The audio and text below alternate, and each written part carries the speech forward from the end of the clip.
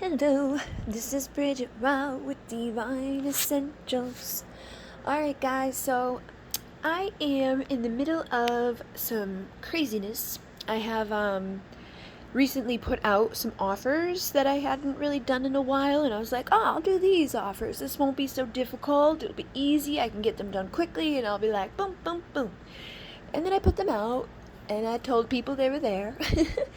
And some people ordered, and not only that, but they actually ordered like each of the options. So it was like I was gonna do like these poems, right?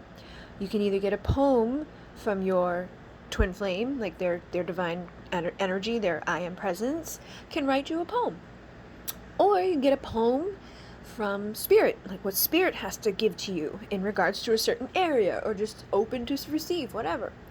And then I also did one where it was like you can get messages from my message decks, because I have tons of these decks that I've created that just are messages. So it's like I'll pull 20 cards, just let me know if it's from the feminine to the masculine, or the masculine to the feminine that you would like to have.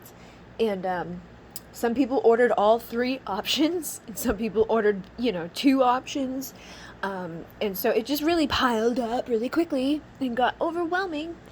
And now I need to break up the energy in between stuff, because if not, it just like starts to run together. It's hard when you're doing automatic writing. It's nice to be able to like take a break and do something that has nothing to do with what you're doing. So I've been uploading a little bit more stuff while I've been trying to catch up on these. So basically, we've got the past life oracle, soul purpose oracle, and I have like 5 different piles here. But this is you can dive into all of them, or you can dive into a couple of them, or you can dive into one of them. I'm not going to be like tallying up like what time what everything is. So if somebody does watch all of the piles and you want to throw down in the comments what the timestamps are, that would be greatly appreciated, just so that I can get back over there quickly when I'm done with this and start doing my poems again and my other things. And I'm not intending to do very long things, but we never know what's going to happen. So basically, whatever one feels appropriate to you, or whatever ones feel appropriate to you, or if all of them feel like you want to have a message from all of them, because I do intend... that's another thing about pick-a-cards that I've been kind of like, ugh, because if you resonate with a reader, you resonate with a reader.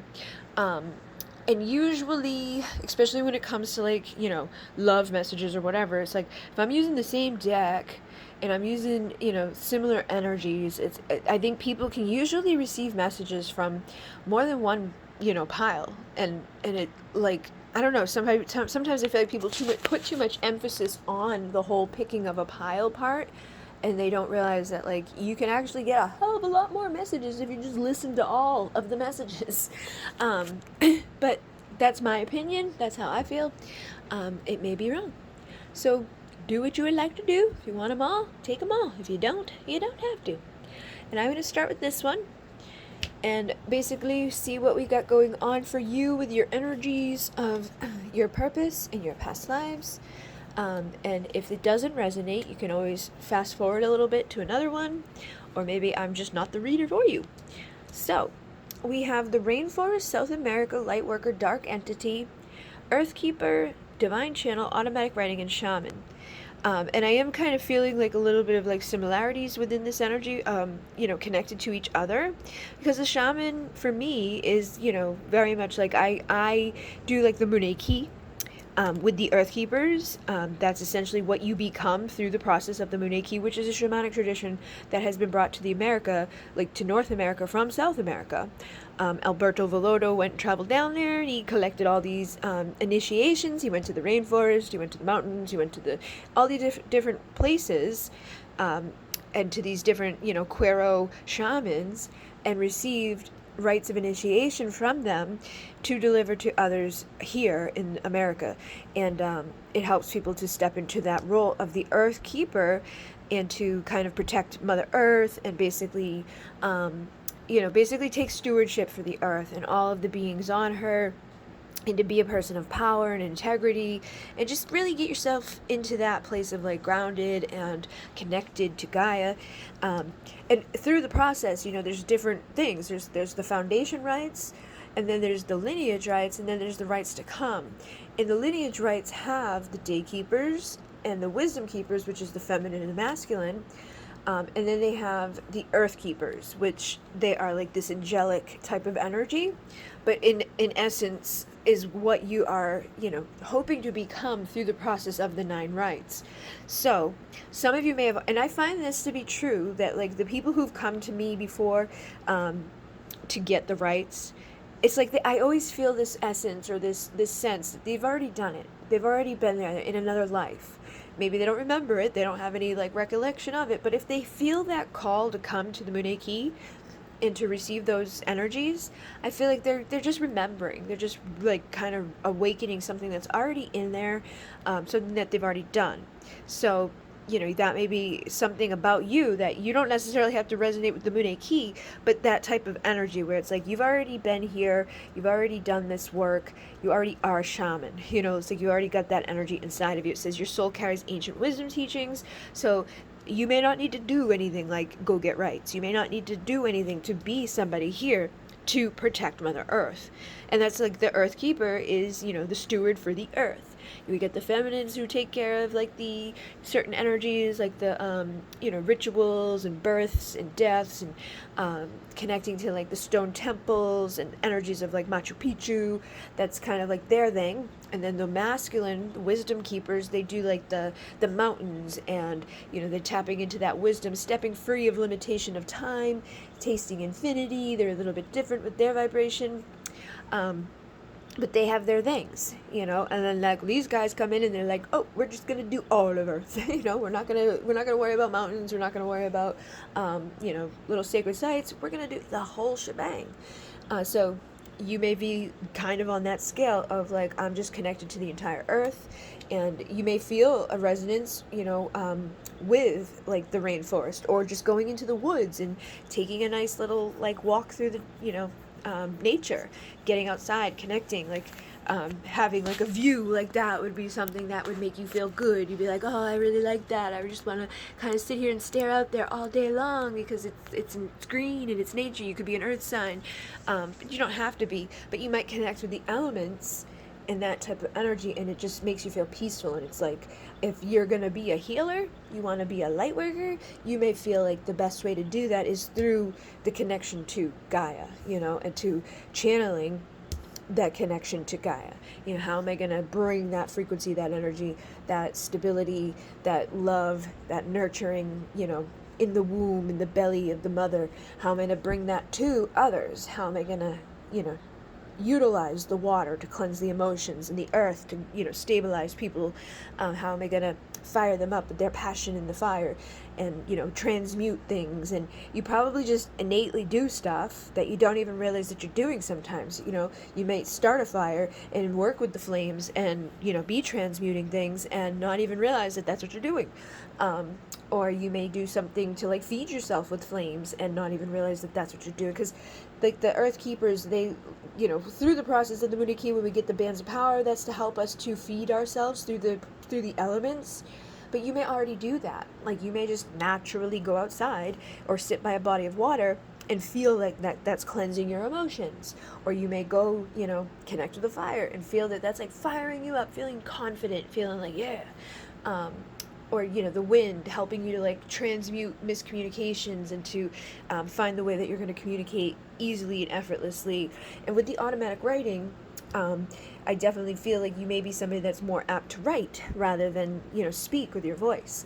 And it says channel through writing, decode frequency, deliver messages and teachings from spirit. So you have that ability to do this, to put it onto like writing, and to deliver what the messages are from Gaia, from Pachamama, from Spirit of the Earth, from whoever, whatever, the Great Spirit, or the Creator, whatever you resonate with, for your guides and how you connect. You may be more so like, I'm going to connect with like the animal kingdom and be like, I'm bringing the message of the eagle or the condor or the whatever.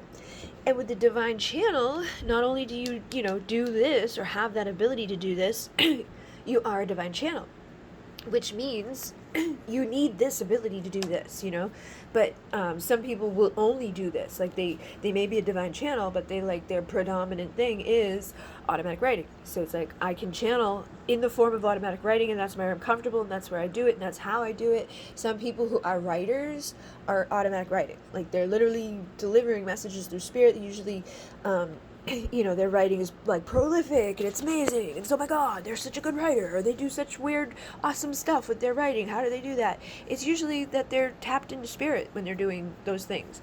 When we have somebody that has like these amazing gifts or whatever, there's like an element of them channeling through their soul and through their connection with their I am presence, and bringing energy and frequency from higher dimensions into this world.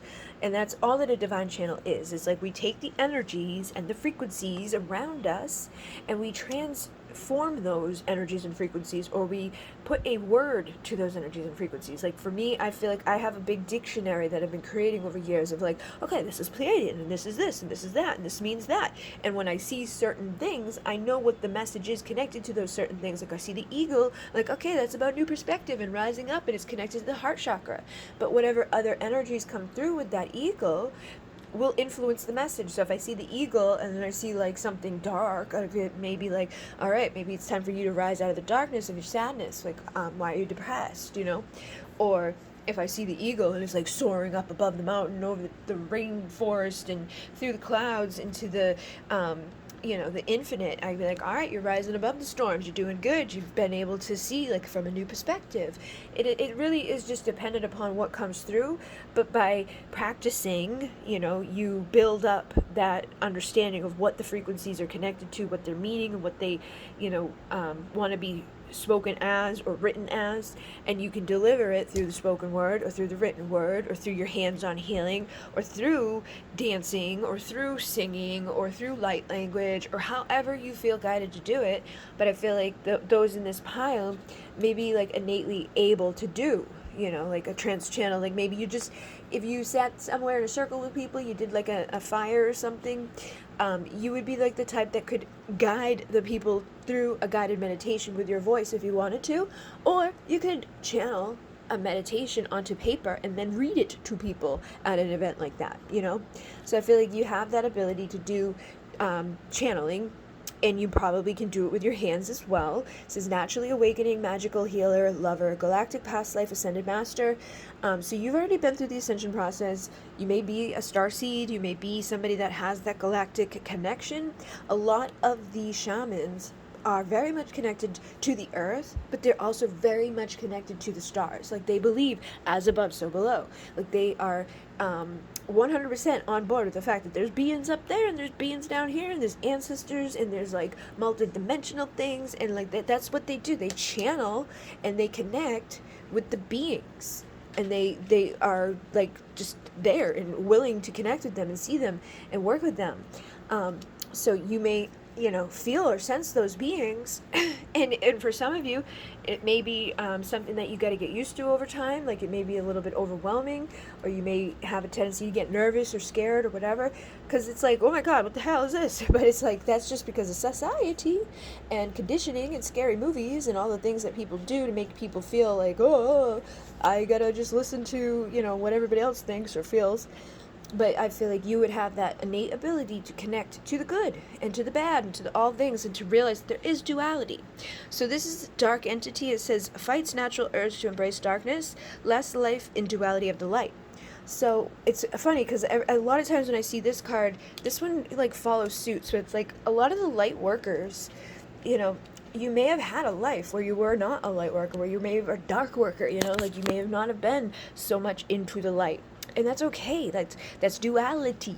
It doesn't mean that you're a horrible, no good, like toxic, bad person or whatever. You may have just not have been embracing the light. You may have, just been a little kind of shitty. It's like, whatever. And in even saying that, like, there's people out there right now that, like, they call on the dark entities to assist them and serve them, and they live okay lives because of that. They're like, I'm gonna call on the demon and get the demon to do this and do that, and da, da, da, and they control them and have them do, like, their bidding and getting their money or making people love them or whatever toxic crazy crap they're doing. But they, will obviously have karma as a result of that, so they come back to pay that karma, in the next life. So, it's a lot of people who are here probably embracing the light and like, oh yeah, love and light, love and light. They may have been the opposite before. And that may be where some fear comes from too, because if you're somebody that in another life kind of like, diddled on the dark side, in this lifetime you may be hesitant to channel certain beings or any beings because you may be afraid of going back into the dark, or you may know innately inside of you, like, that's a thing. Like, if I go too far, if I don't protect myself, or if I don't keep myself in integrity, this is a reality that I can go down, and I don't want to do that again. I would like to be in the light. I'd like to clear my karma. I'd like to get the hell out of here and not have to come back and do this crazy shithead weird place again. So take that if it resonates. It may not. It may even just be that, like, you are here to heal duality within this collective consciousness and frequencies and energies that we have. Like, you're here to counteract the darkness. You're here to bring light into the shadow. But again, shamans are usually the ones that are like, they're pretty much, well grounded and well rounded, and they understand that, like, where there's light there's dark, and where there's up there's down, and sometimes life is going to be really good and sometimes life is going to fucking suck. And the shaman usually gets to be the shaman because of the suffering that they've endured. And then they don't just go through one cycle of, like, death. It's like they just continuously go through these cycles of, like, death and rebirth and shedding the ego. Because every time you go through something torturous and tremendous and horrible and heart-wrenching, it makes you, check that part of yourself a little bit more and a little bit more and a little bit more, and get rid of the parts of ourselves that aren't really aligned on a soul level. So, the shaman goes through some big-ass tests and some difficulties, but it makes them a better person and a better soul in the end. And they know that, and, like, they embrace it, It's not like they're like, asking for it. They're not like, yeah, send me another round of horrible, but they navigate it, and they respect it, and they understand it, and they're not a victim of it. They're not going to be like, oh my God, why is it so bad? Why did everything happen to me? They know. They get it. So, that may be you. And you probably do good with all of the things that you have to go through. So we're going to go to the next one here and see what comes through. Oh, goodness. You've got the slave, the galactic war, the warrior, and then resentment, which makes sense because if you were a slave or a warrior, you might have a little bit of resentment about that. And if you're in the galactic war, that's some difficulty times. So I'm feeling like whoever in this pile, because you get the remover of obstacles, you're here to overcome and grow, the seer with the eyes that see beyond illusion, and your lived experiences are unique and meaningful. Share your stories with others. So I feel like you've had some crazy shit that's happened, maybe not in this lifetime specifically, but you've definitely been through some stuff, and if you were in the galactic war, you may have a longing for home, but knowing that home doesn't exist, so that can leave that resentment there. It's like, if you were Lyran, right? Lyra was destroyed in the Galactic War way back in the beginning, and everything that's been playing out since then is kind of like a repeat of that. It's like, oh, Atlantis was a repeat. What's happening here is kind of a repeat. It's like, we keep screwing up over power and, ego and separation and, resentment, and just not letting ourselves embrace things in a balanced way, or we get, like, weird about slaves and all of that. Like, this planet literally has a bunch of slaves on it right now. Like, you are a slave, but you're just like, I don't realize it, because the way that they do it now isn't so in your face. You don't have the chains on you, but it's kind of, I don't know, like, it's like if you see it, you freaking see it. And I'm sure that most of you in this pile are aware of it. Like, you realize, like, where you're not allowed to be free. So you're a freedom fighter, or you may protest injustice. You may not be so much for yourself, but for other people, you may step up to the plate. Like I'm a Taurus, so if I see injustice, like, coming after my sister or somebody else, I'm more apt to go be like, but if it's towards me, I'm like, I can take it. Like, I let it fester a little bit longer, hold on to that resentment. I might not like it, but I don't do anything about it until it like builds to the point where it's like, whoa. Usually then it's too late, and that's just a big huge blow up that gets really bad. But I feel like that may be something that you do too, is like you may hold on to this resentment from like, past, and it may just build and build and build and build, and then you may have those times where you just blow and explode and blah, blah, blah, blah, crazy. Or you may get, triggered by this sense of like, Earth is a slave system. You may have a hard time settling into jobs or relationships. It's like you don't stay too long because you don't want to become a slave of that system. You don't want to be a slave of a lover. You don't want to be a slave of a job. Like, you don't want a boss telling you what to do. You don't want anybody telling you what to do. You don't want the government telling you what to do. You're probably the type that would be like, you know what, I ain't going to do it just because you want me to. And when you tell me we don't have to do that anymore, I'm probably going to do it because now I want to do it. It's like always the little bit of an opposite there, that warrior, fighter of wars and battles, always on defense, fights for beliefs, imbalances, remain from battle. So you may be on guard a little bit, and you may not be like a horrible person about it. Like, I definitely have this energy, but I'm not like combative with everybody I meet, and I don't, go looking for fights, but I definitely feel that type of energy where it's like, I'm not going to do it until, like, the best way to get me to do something is telling me I can't do it, or that I won't do it, or that I, criticize me in some way, and I'll fucking show you, basically, is like the thing inside of me that gets me, like, all fired up. I feel like that may be the same for you. It's like, you don't really give a shit until somebody like says something in a certain way. It's like that reverse psychology gets to you probably a little bit easier than, just flat out saying something to you or requesting something of you is probably not the best way to go about it, because you're not going to want to be the slave system. You're independent, you're the warrior, you're the fighter.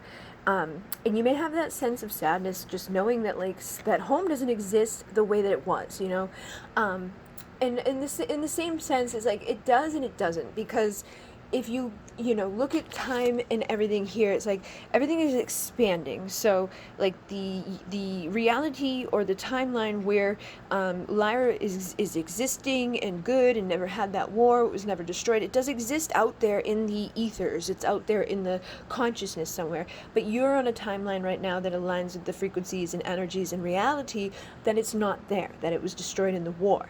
But even in that sense, you could go back all the way back to the time where it was there before the war. So we have a lot of like things that are multidimensional and we're able to do when we stop living in limitation of, but it was destroyed. It's like, yeah, it was destroyed in one version of events. But those version of events aren't the only version of events, and they happened at one point in time. If you go beyond there, here it is, it's still there in its heyday. You can go right back to where it was and now is in its heyday and its goodness. That's what astral traveling does for you. It allows you to see that shit and to be like, oh my god, there's Lyra and it's beautiful and it's amazing. Like, think about your dreams. Like, you have these crazy elaborate dreams, right? Like, you're going somewhere, you're connecting to something, and you're, ending up where you need to be. And I always say this thing where it's like, if you think about it, like, whatever you think about, whatever you come up with in your mind, because you've thought it, it now exists somewhere in some way. It's like you had that idea, you had that thing in your brain, and now it exists because you created it. You just created it within your mind, within your consciousness, and with the frequencies and energies, and now it's there somewhere. It may not be here in your physical realm, but it's somewhere. It exists. Like, you saw it, you know it, you understand it. Like, this is what you're thinking about. Well, now it is existing somewhere in the worlds of worlds. And I had some crazy experience, like, last week, because there was this guy who does, he makes these, like, elaborate videos connected to space and time and, deep space exploration, and they do like this scientific stuff where they're like literally like watching stuff go down in the universe. And he was talking about time crystals, and it was like, it proved my theory. It was like this dude was like talking about all these different crystals, and basically what crystals are is like molecules and elements and atoms and whatever, and they grow in a pattern. and that pattern is sacred geometric. So it's like, I'm going to grow in a octahedron, and because of that, it's like repeated over and over and over. That's how you get a crystal that looks the way that it looks. But at some point, it stops repeating the pattern, or it would never end, okay? So at some point, it's like the pattern gets messed up, and that's how you get a crystal that looks like this.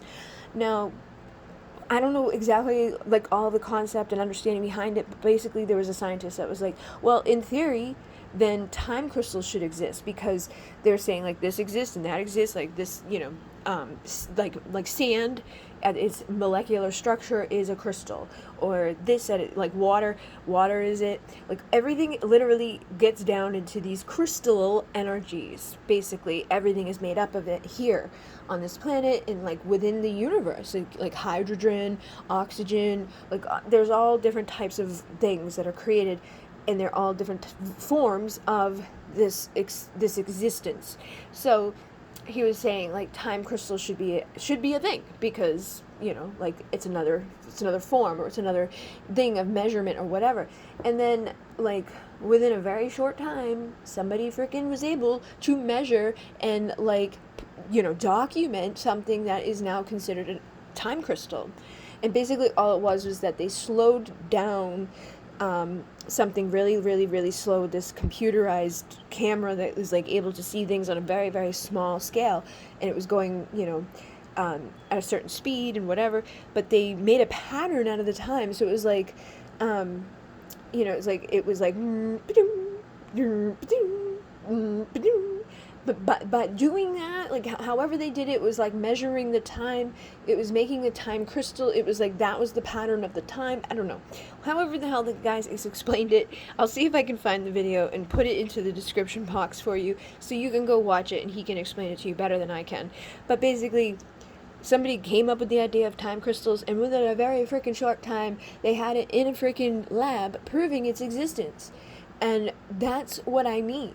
Like, we do that, and we see that time and time again with how like that stuff is, where they're like, oh yeah, if they split an atom and they put one half of the atom over here and one half of the atom over here, and they're like, ding, to that one reacts, but that one might not make a move until they looked at it, because it doesn't, like, things don't move until you're looking at them. Like, things bounce off of like your focus on it. It's like our attention is what makes a lot of things happen.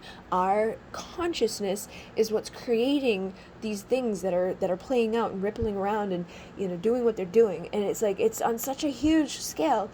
It's such a like complicated thing, but it's really not at the same time.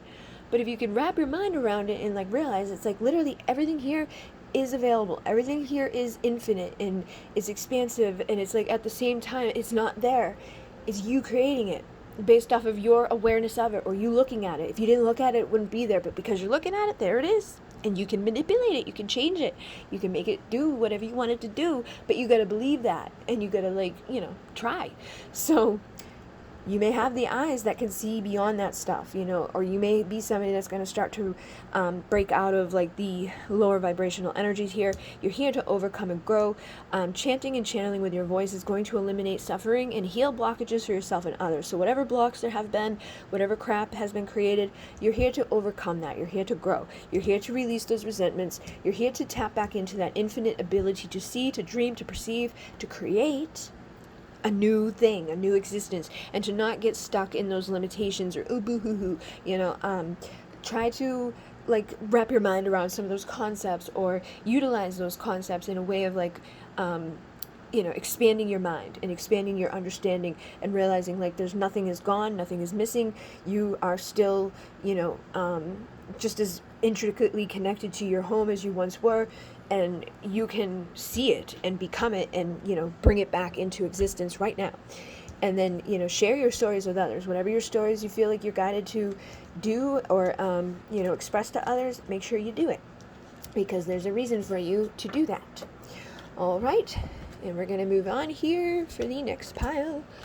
All right, so you got Starseed Soul, Peacemaker, Young at Heart, Soulmate, and then we have Ascended, Starseed again, the Wave Maker, and the Free Spirit. So with this energy here, obviously we've got some star seeds, which I'm not surprised about because I know a lot of people who follow me are star seeds. So basically, you're here to awaken and shift the collective consciousness. That's what the star seeds are here for. And you may be somebody that's on a divine, like, love connection, because in like the simplest form, divine masculine, divine feminine, divine, beings, divine energies, embodying like those roles of divine, is doing the same thing. It's awakening and shifting the collective consciousness by embodying the appropriate energies that they need to be in to do what they came to do. Okay, so I feel like you're probably somebody that is a starseed, but you're probably also somebody that has a soulmate, or somebody that is going to push you to become a better version of yourself. It says you're here to, enjoy life and to love freely. So this says effortless love, partnership, codependency. This can only go so far, heal and grow. So I feel like this is pushing you to grow, okay? Starseeds who are here to do all of this, like, you're gonna come in with stuff. Like, you agreed to help with the Earth's ascension, but you have to go through something to ascend, right? So, like, you're going to come in and you might have some codependency issues to deal with, or some toxic ways of being to deal with.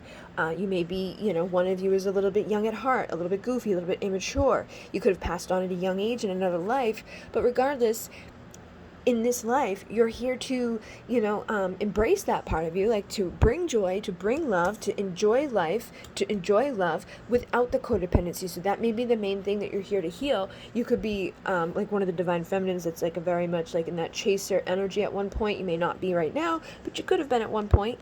And that's basically someone that's very codependent and like, love me, love me, love me, don't ignore me, oh my God, blah, craziness. But as you heal that, as you grow, as you overcome that part of you, and you give somebody else the freedom to love and enjoy that love freely, you'll be helping the collective consciousness to shift out of that too. So you'll come in with a wound or a problem or an issue, and as you heal that, and as you ascend through that, and as you awaken and understand, like, I'm not going to do that anymore, I'm going to, heal and grow, it ripples into the collective consciousness to other people or other souls that are navigating that type of experience, and it helps them to do the same.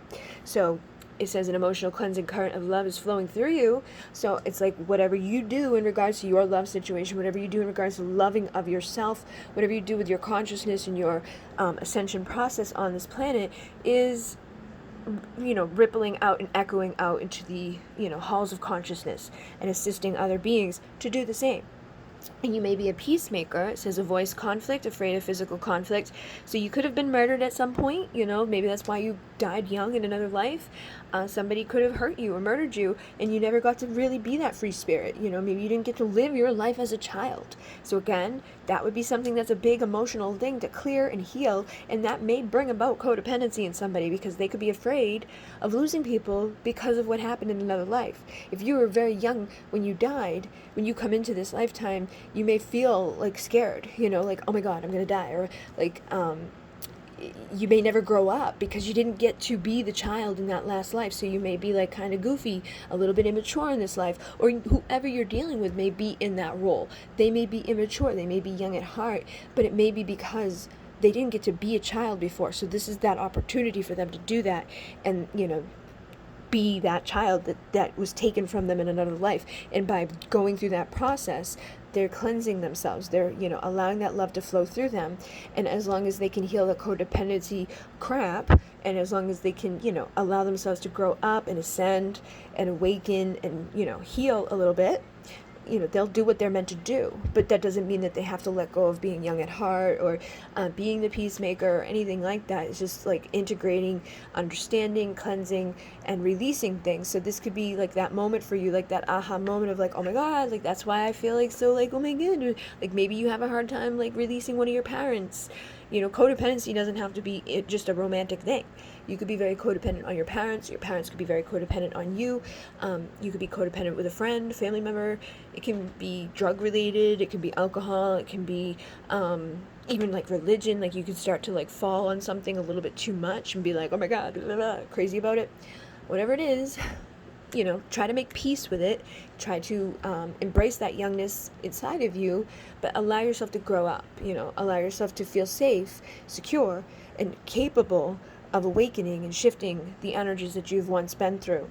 And know that you've signed up to this life and you have major obstacles to rise up through your healing and ascending process, and anchoring high vibing energy on earth. And you know, the starseed souls, like, they have a different frequency and energy anyways. They are the peacemakers. They are a little bit young at heart. Like, they do have like this almost like etheric type of energy sometimes, depending on where they're from. Like, you could be like a fae-like type of being or energy that's just kind of like and that's just your energy. Like, it doesn't matter. But you may just embody that energy anyways because of being a starseed, and you know, you may just need to embrace that and allow that to be who you are, and not, you know, shy away from that part of yourself. Like, embrace who you are, own it, you know, put it out there, but also stand confidently on your own within it. Don't feel like you need to have other people be like, oh, let me back you up and let me help you through this, or let me, you know, hold your hand your whole way through.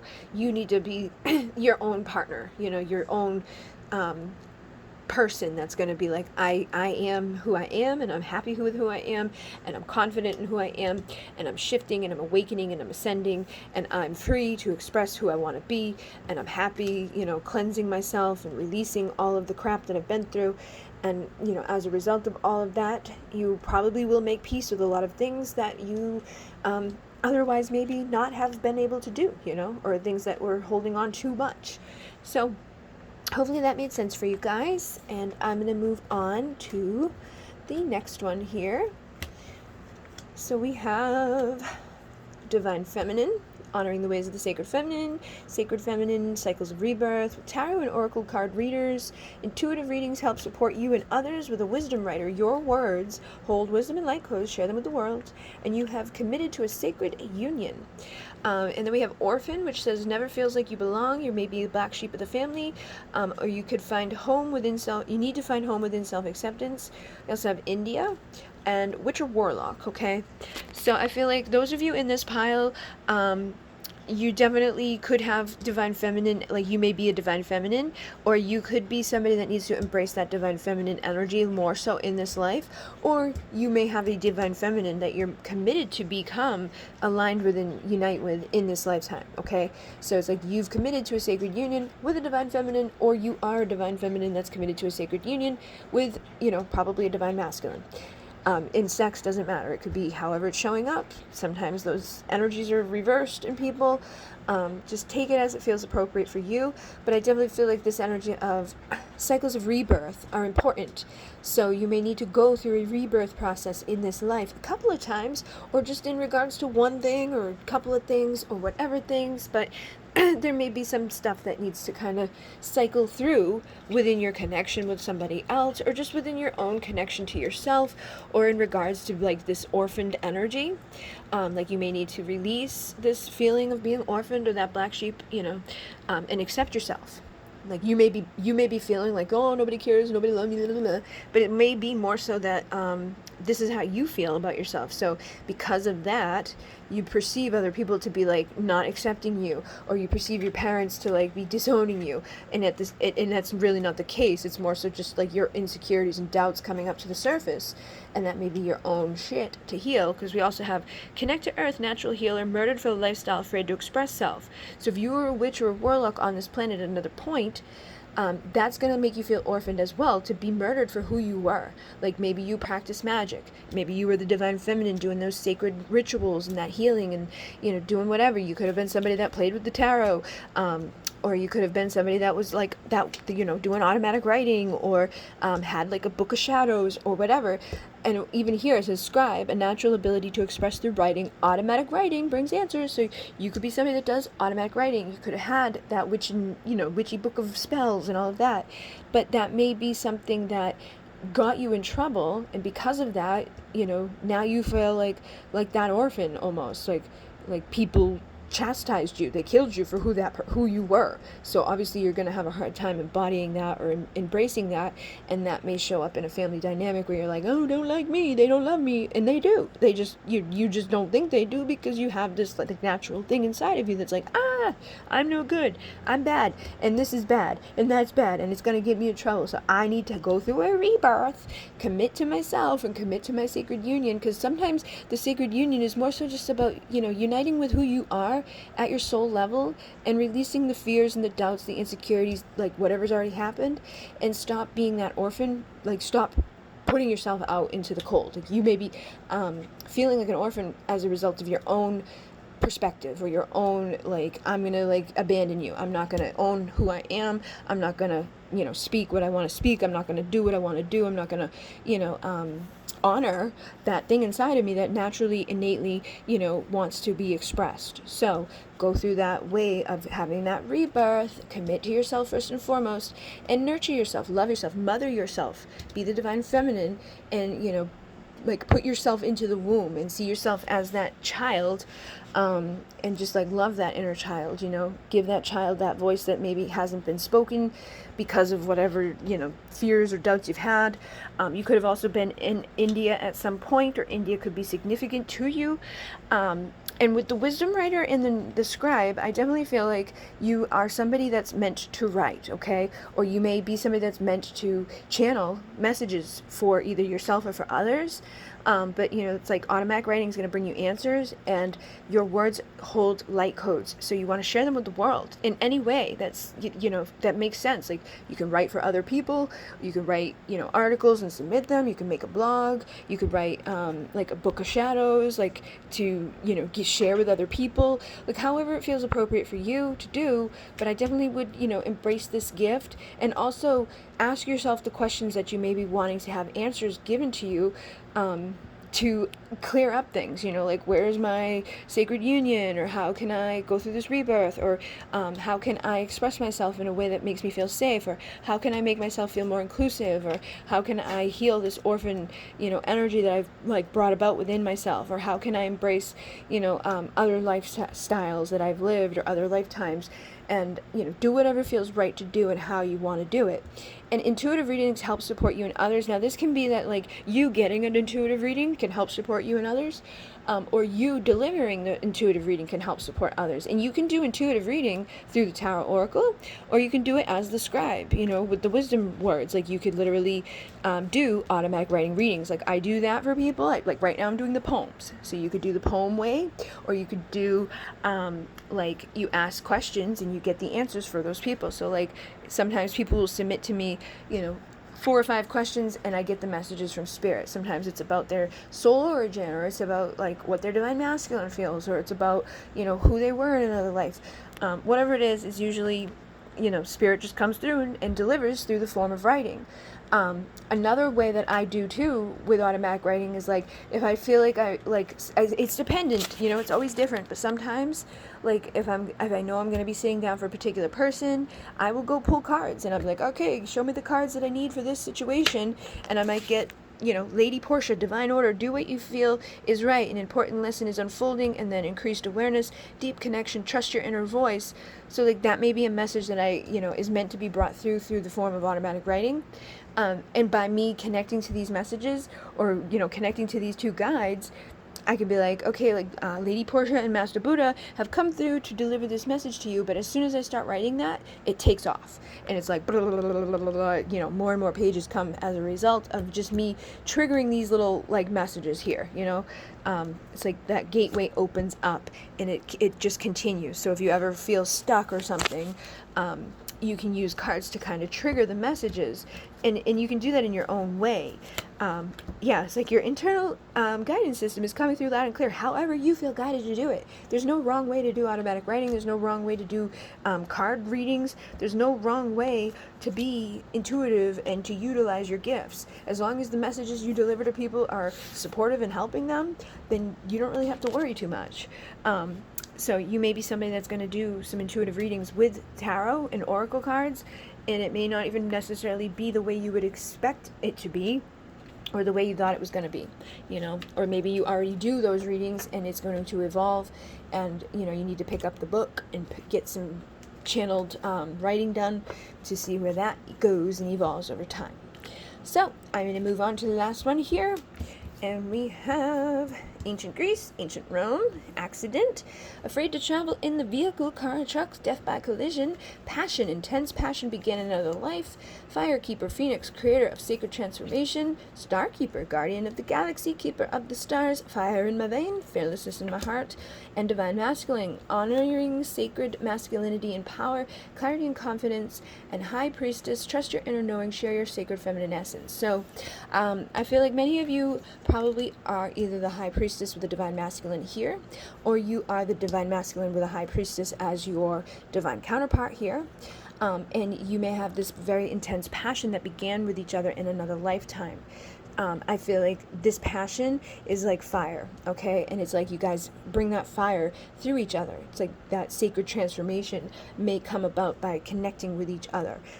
They may, initiate this high priestess energy or this essence that you have inside of you by the passion that you share. It's like every time you see them or connect with them or think of them, it's like you get another quotient of light or transformational energies that push you forward to have that fearlessness inside of you, to have that clarity and that confidence of the masculine, because like you can embody masculine or feminine regardless of your sex. But I feel like you guys are able to like almost channel each other through sexual connection, like sex magic, or just through passion and desire. It's like you guys can utilize that energy almost as like a fire, as like a sacred fire that runs through you and into each other to continue to bringing that clarity and that confidence to each other through the connection. And you may not even have to be near them for it to happen. It's like this began in another life and it just continues to grow and it continues to rise through you.